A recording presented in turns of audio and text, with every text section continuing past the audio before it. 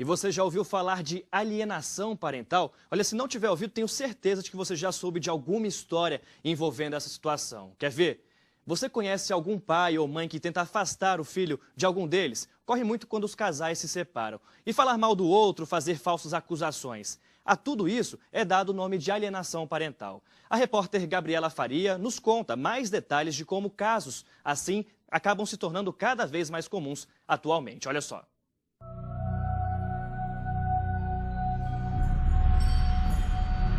Eu não tive contato com o meu avô por uma decisão de terceiro. Não foi o destino. Foi uma decisão, alguém tomou a decisão de que não, a minha filha não vai conviver com o pai nem com a família dele. E eu perdi muito disso.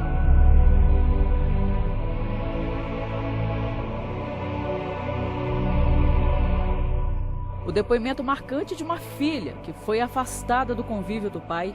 A mulher, que prefere não mostrar o rosto, conta que foram anos ouvindo da própria mãe que o pai não queria saber dela. Meu pai nunca me ligou para me dar um parabéns.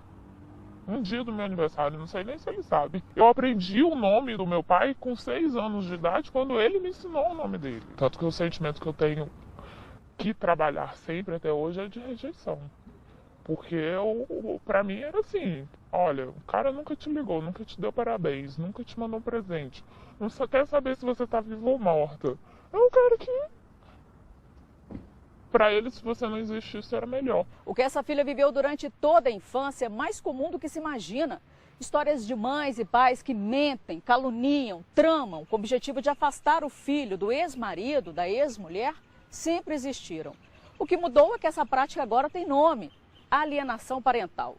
O estudo psicológico foi feito em 1985, mas a lei é nova.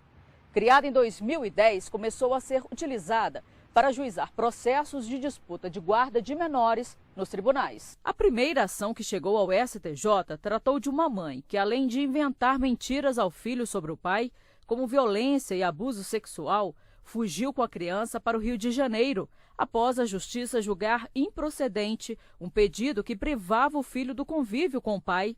Em primeira instância, o ministro Aldir Passarinho, além de resolver o conflito de competência de juízos, entendeu que houve alienação parental. De acordo com a Associação de Pais e Mães Separados, a APASSE, uma organização não governamental de São Paulo, 80% de filhos de pais separados sofrem com alienação parental. Na maioria dos casos, a pessoa não se conforma com o fim do casamento ou não aceita que o ex-cônjuge tenha outro parceiro. No Brasil, 90% dos filhos ficam com a mãe quando o casal se separa. Por isso, a prática é mais comum entre as mulheres. A criança pode ser ameaçada: se você está querendo ver seu pai, eu vou fazer isso. Ou então, se você ficar resistindo em ficar comigo, vai acontecer aquilo. Então, isso cria um temor na criança, de modo que, se ela se aproximar do genitor, ela vai sofrer uma sanção ou algo ruim vai acontecer a ela.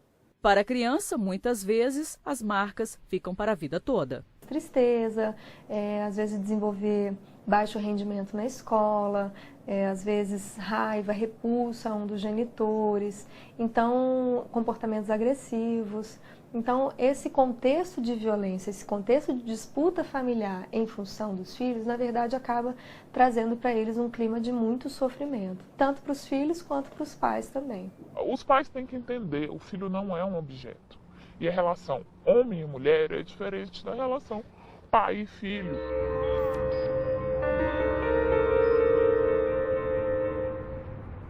Assunto delicado que, olha, foi um dos temas que mais teve acesso no Facebook do STJ. Mais de 200 perguntas, 1000 curtidas e mais de 600 compartilhamentos. Então, quem vai enfrentar tanta pergunta é a presidente da Comissão Nacional de Mediação do IBDFAM, Suzana Viegas. Muito obrigado pela presença, seja bem-vinda. Eu que agradeço. Suzana, a gente precisa diferenciar o abandono afetivo da alienação parental, né? Por quê? Qual a diferença? Sim, são duas coisas bem diferentes. A alienação parental é quando um pai ou a mãe interfere no crescimento, no desenvolvimento psicológico da criança, incentivando a repulsa a outro genitor. No caso do abandono afetivo, é uma rejeição espontânea, né, do pai ou da mãe. A pessoa não quer ter contato com o filho, não faz parte do seu desenvolvimento, enfim, não acompanha o seu crescimento, e isso tem gerado indenizações. Agora, o abandono afetivo pode ser uma consequência da alienação parental? Sem dúvida nenhuma, porque a partir do momento que a criança, que é o maior interessado, é privada da convivência de um dos pais, eu entendo que pode haver um abandono afetivo aí indireto ou até inverso. Então vamos lá para as perguntas, que foram muitas. A primeira é da Ana Aires, que pergunta: quais as provas necessárias para comprovar a alienação parental e quais as consequências mais adotadas em nosso sistema?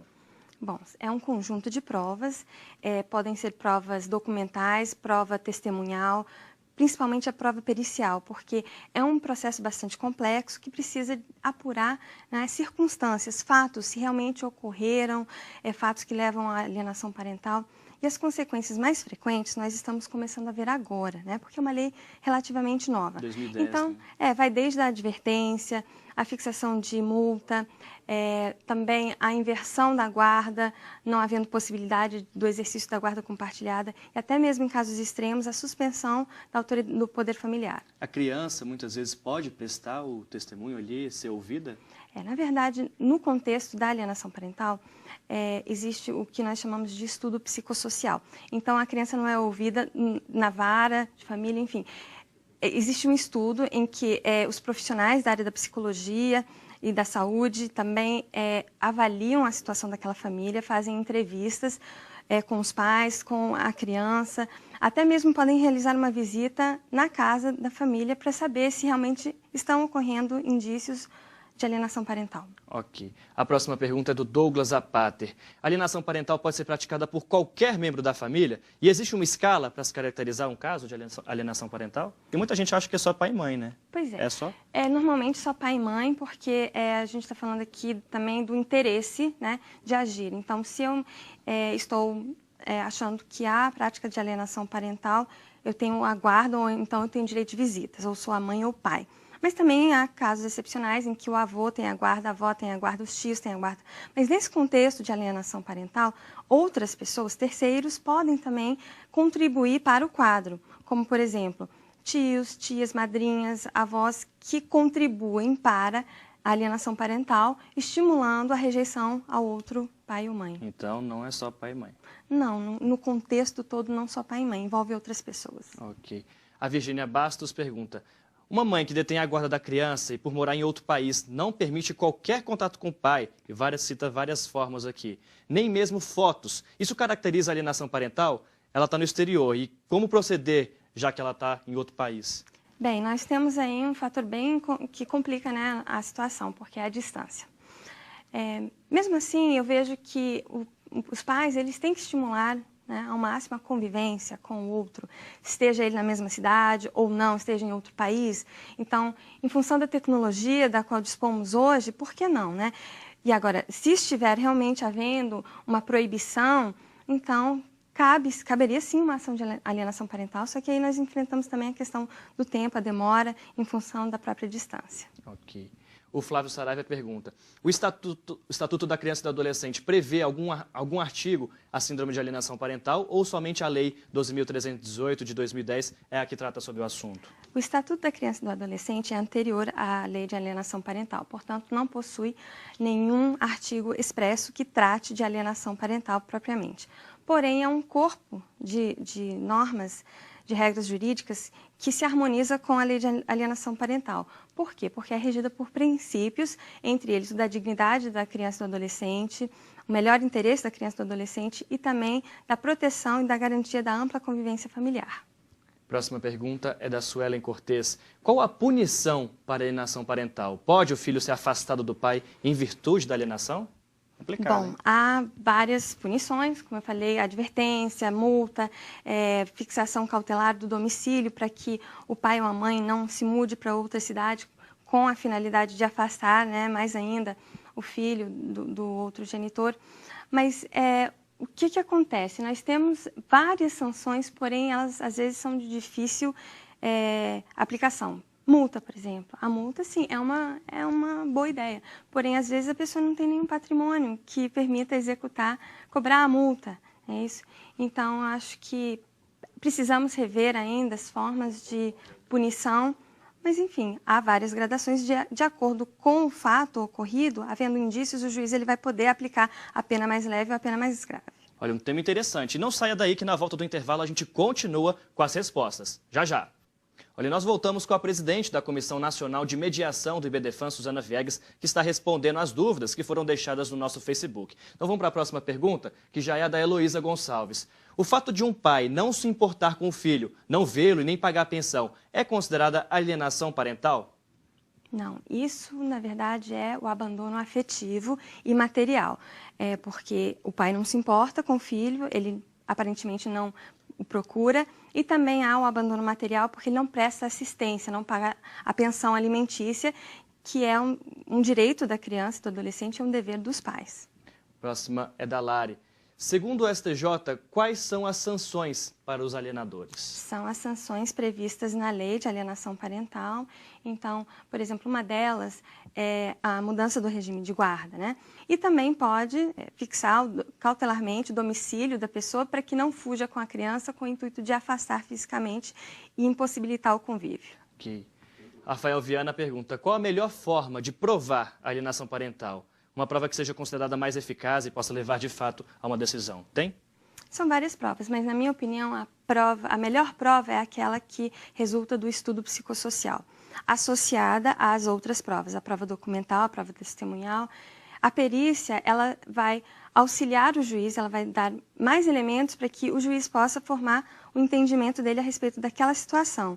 Então, é um profissional da área da psicologia, né, que trabalha junto com o direito, com o juiz, para poder subsidiar a decisão do juiz. Eu acho que essa é a melhor prova. Mas esse estudo tem que partir de uma ordem da justiça, não é a pessoa chegar no psicólogo, ela faz aqui, eu vou levar o laudo. Não, inclusive as partes podem até apresentar laudos de psicólogos particulares, mas o estudo que realmente vai subsidiar a decisão do juiz é o do psicossocial do próprio Tribunal de Justiça. Bacana.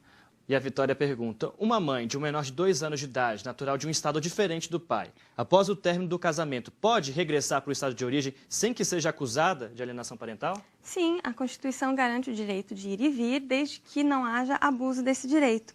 Então, havendo abuso, claro, tem que ocorrer a apuração, se ela está se mudando propositalmente, mas se ela simplesmente está mudando de estado ou de cidade em função de um trabalho, ou então porque vai ficar perto dos parentes, então não tem problema nenhum, ela não precisa ter receio. Também, né? E avisar, é claro, né? Porque se esquecer de avisar, sim, a família pode realmente ficar muito preocupada e isso pode ser uma situação bem difícil de resolver. E a próxima é da Maíra Castro. Gostaria de saber o entendimento de vocês acerca do veto previsto no artigo 9º da Lei de Alienação Parental. Será mesmo incompatível a prática da mediação nos casos de alienação parental? Pois é, esse veto foi bem peculiar. Existe hoje uma consciência a favor da conciliação e da mediação, principalmente da mediação nas questões de família, mas o que se fala é que não se faz conciliação nem mediação em casos que há a alienação parental. Por quê? Por quê? Porque é considerado uma situação grave, né, que envolve, que pode deixar sequelas graves na criança, que envolve outros profissionais e que talvez o mediador, muito embora capacitado para realizar a mediação, talvez ele não tenha condições de superar esse obstáculo que é a própria alienação parental. Mas eu, particularmente, eu entendo que esse entendimento pode mudar, deve mudar no futuro, porque a mediação, ela está aí a serviço da família, ela pode sim resolver muitos conflitos, e um deles, eu acho que a alienação parental ela pode também ser superada através da mediação. Lembrando que o diálogo é sempre o melhor. Sempre. Remédio, Às vezes, né? não existe nem alienação parental, sabe? Chegam processos de alienação parental, mas quando se constata não é alienação parental. É simplesmente uma dificuldade muito grande de comunicação, que pode ser resolvida pela mediação. E o principal prejudicado é a criança, né? A criança, coitada, que está ali sofrendo. Doutora, muito obrigado pela sua participação. Eu que agradeço. Aqui no STJ Notícias e volte sempre. Disponha.